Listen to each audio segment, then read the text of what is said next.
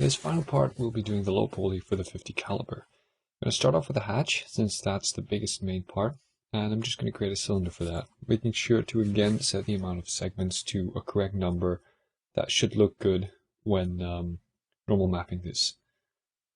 Then just a simple operation like using bevel, and then using the shift key with swift loop to add some extra rounding to that. And scaling this in a little bit so we can extrude that for the top part of the hatch, something like this. I don't want to cut too much in terms of polygons on this thing because it's going to be quite visible in terms of silhouette. You'll definitely see it a bit, so don't want to cut down, make it look too blocky. Then using edge constraints, Shift X together with the scale tool. Let's see. I'm going to want to inset this again, and then I'm going to attach all these verts together as a single vertex. And one thing I also want to do is reduce the amount of segments the more we come towards the top, because that saves polygons. There's no point in having like 24 to 30 segments all the way to the top, because you'll never see it. The circle is so much smaller there. Just like there's no point in not welding these into a single point. I'm going to select all of these and weld them together. I'm thinking if I could do the same with these things. Sure, yeah, we'll do a dot ring and perform the same operation here. Just weld them.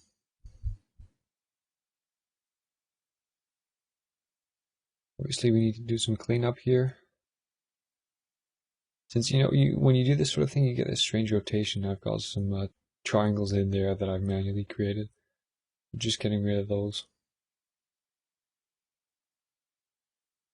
Then using the circular selection to select all the right ones. Making sure not to forget any, and then rotating them into place so it looks good. I think I'm just going to keep doing this for every single one of these parts. And there we go. Once we've done that, the hatch should be okay, so I'm going to do the handles. The handles are just still splines of the high poly even, because I don't think they'll benefit that much from a bake. They'll be really tiny on the unwrap anyway. So just going to reuse the splines for the low poly. Make them quite simple, like that. Turn on the UV options for it. And then create this piece here. Delete the underside since we don't need that. I try to always do that when I create objects, even if they're just primitives that you're not going to modify, like a cylinder. It might happen in some cases. And I still prefer to go in and remove the faces that you don't see. So this tiny part here, I don't think I can get away with having that for the normal map. So I'm going to go ahead and mold it like that. Should be about right. I'm going to set the pivot point there. Then see if I can mirror it over to the other side, and apparently it doesn't look like I can perfectly mirror it, so I have to rotate a little bit to get it into place. Move it around. We can match it up like that. The exact position doesn't have to match exactly for the baking, because I'll only be baking one of them. You obviously don't want to bake parts that will share UVs, but I want to just match the shape of the high poly a little bit closer. Now for this, the main gun, starting off with the box, I'm going to remold a lot here because I've actually made this thing really detailed in the high poly. Not as detailed as I could have made it if I was making just this gun, but it's really detailed for how big this gun only is. I mean, it is a pretty tiny part of the bulldozer. It sits at the top, so you won't see it that much. And on the UVs, it will be pretty small. So I'm not going to overcomplicate things too much here. Trying to keep it a bit simple. I'm trying to model quite a few things as a single piece. This part up top here, I think I'm just going to salvage that from the high poly.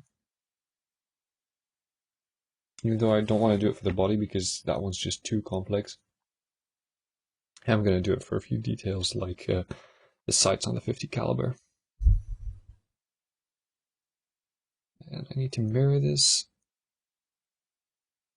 Delete that one.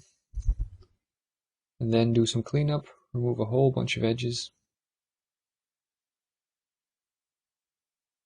Get rid of this as well. Then target weld that together. And attach it. Now this part, again, I really don't want to consider modeling this into barely any detail. I'm going to try and keep it a single piece. Very, very simple. Target weld those things up. Get rid of this. Shift move that out, weld them, and then cap the border. And then once I've done that, I'm going to go back and extrude some more parts.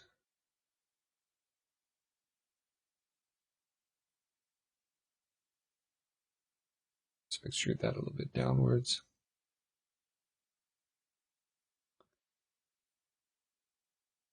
And that one so it matches up with the high poly. Then delete the backside. And now this central part here, I think I'm just going to use a box for that. And obviously I want to mirror this to the other side. Pull that one inwards. And then just use a simple box for this piece here. Box should be more than enough to convey what this part looks like.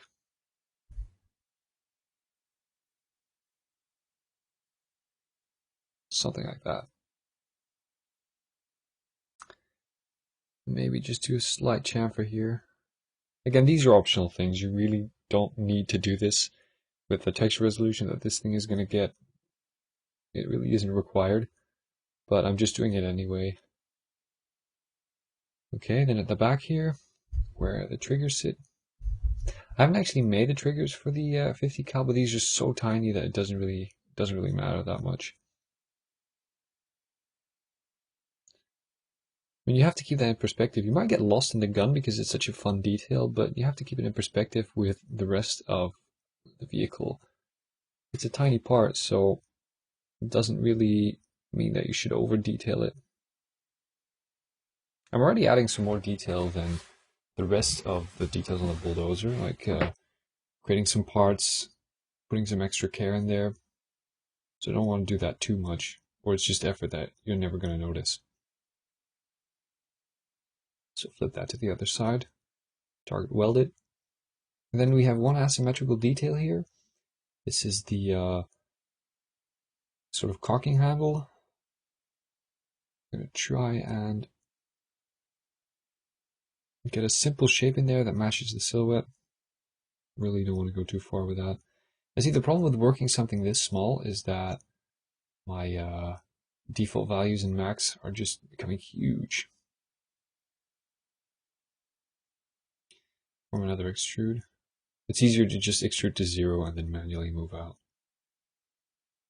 Don't have to bother with struggling with max's default values and a small step in the spinners. Now this part here.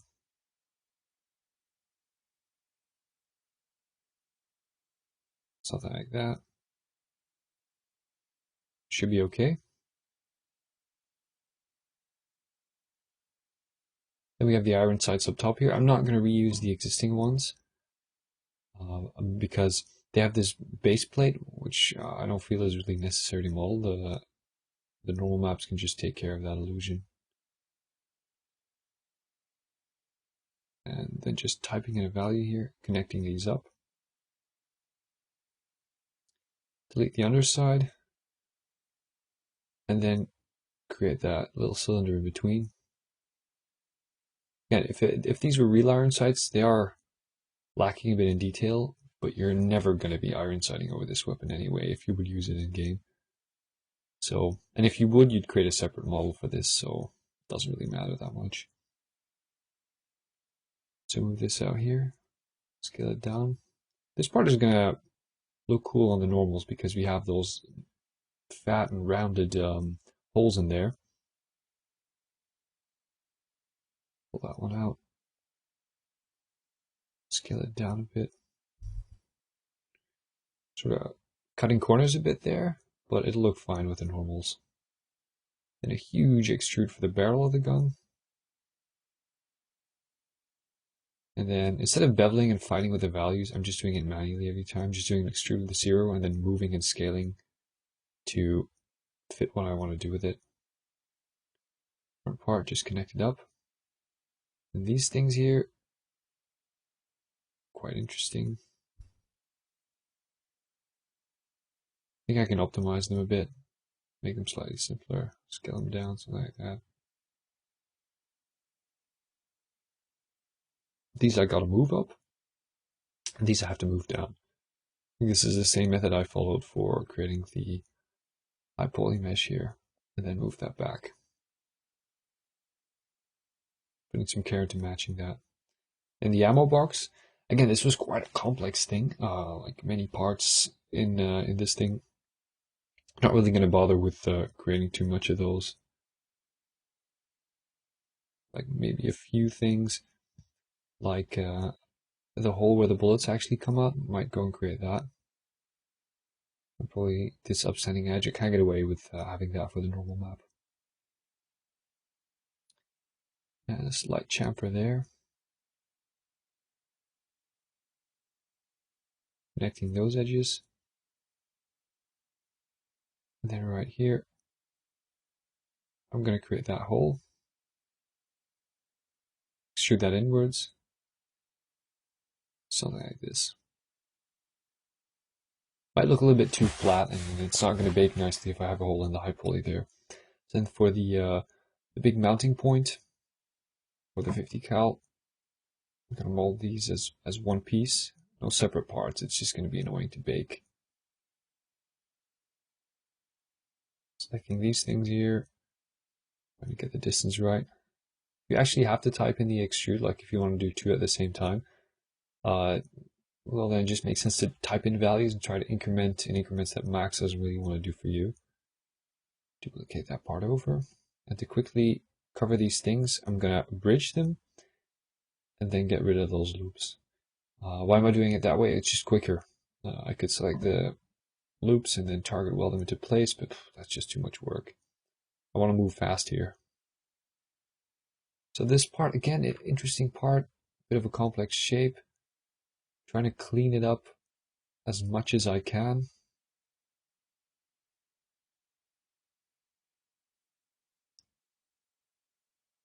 I have to select quite a few verts here because it's not a perfect loop. There's a few areas where it doesn't want to loop for me. So once I have everything, control backspace, and there are 4 of these corners I have to weld back in.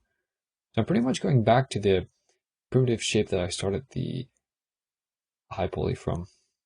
I could have kept that shape, but you know, your scene becomes a little bit more cluttered to organize if there's so many different parts in there. So that's why I didn't do it. Then connect all that stuff up. Now these bullets, interesting. I'm not going to model them. I'm just going to have a plane onto which I'll bake the normals. And it should look good enough, really. And if I use a rectangular spline, it tends to give me Z fighting. It's a bit hard to get around that. So I'm just going to try and give it a real slight thickness. And then add in a pulley on top. And get rid of the parts that I don't really need. I think this is not really needed. Get rid of that.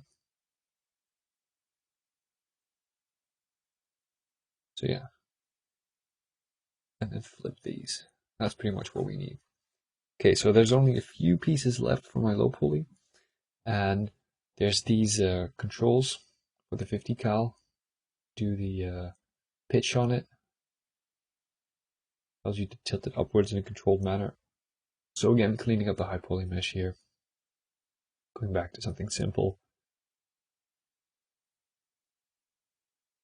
This some slight adjustments to the silhouette. And then this thing here, I'm just going to get rid of it and create one manually myself with less sides. About 5 should be okay, really. It's so tiny. And that should be a good amount for the radius. And then delete that inside thing. Select this one and attach. Now back to this part here. It's the attachment at the bottom of 50 cal. Try to get that into place. A few more sides since it will stick out a bit. It's not that small. Adding a few cuts.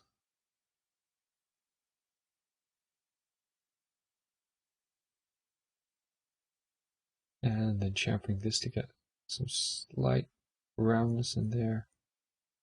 It's being really annoying, so I'm just using a type in again. 0.05, yeah, we can work with that. We'll just scale it.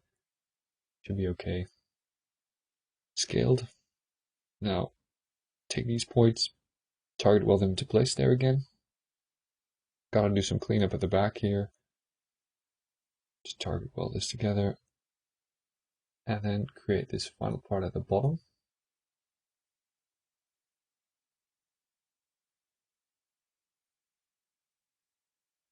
Just getting it to match. And then again chamfering it so the silhouette is okay. As you can see, we're keeping this quite simple, that part, and I'm attaching it to the rest of the 50 cal, so the symmetry works on that one as well. Deleting the inside so it plays nice with the symmetry. And then this final thing here, I just created another cylinder for this. Slightly more segments than you'd expect because it has to broaden up to this this part that I'm working on right now.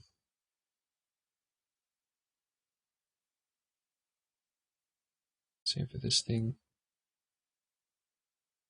And then at the bottom, we have this final little block, keeping that very simple as well. Should be something like this. As you can see, we're really not trying to match the shape too closely here because it's that small. Only a few centimeters in real life. This bulldozer is meters high, so. And then this attachment bracket. This 50 cal really has quite a few parts, so just to not overcomplicate things, just gonna keep them simple.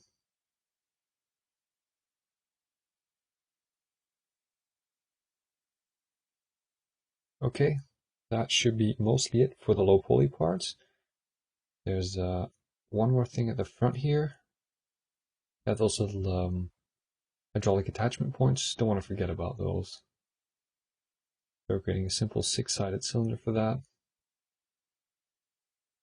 Very, very simple, these things. They're so tiny, you don't want to overcomplicate it. Delete, and then shift move them down as instances so that they will reuse the same UV space. Looking around, that should be almost it. And that's it for the bulldozer low poly.